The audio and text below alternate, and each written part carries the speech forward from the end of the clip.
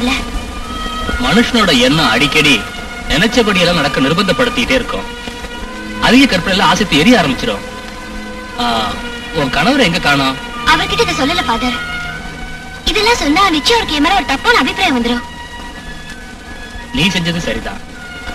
மனித தன்மானம் எதையும் தாங்கிக்கிற சக்தியிலே இல்ல. பயப்படாத.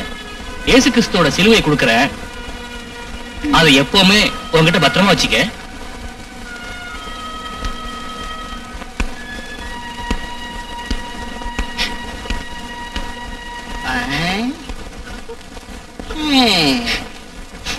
நேத்து தானே உனக்கு கல்யாணம் ஆச்சு?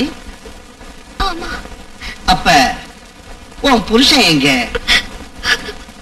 நல்ல புருஷனா வரணும் தானே விவாகத்துக்கு முன்ன பிரார்த்தனை செய்த. இப்ப மறுபடி பிரார்த்தனைக்கு தானே வந்திருக்க. நான் சொல்றது உனக்கு பிடிக்கலையா?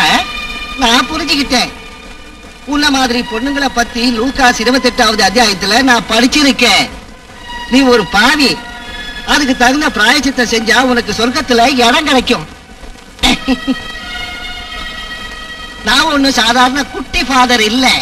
இதெல்லாம் படிச்சதால வந்தது இல்ல. சீக்கிரம் நான் பெரிய ஃபாதர் ஆயிடுவேன். Father Joseph.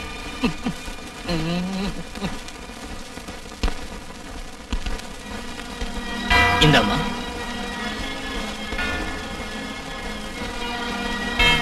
தைரியமா போயிட்டு வா.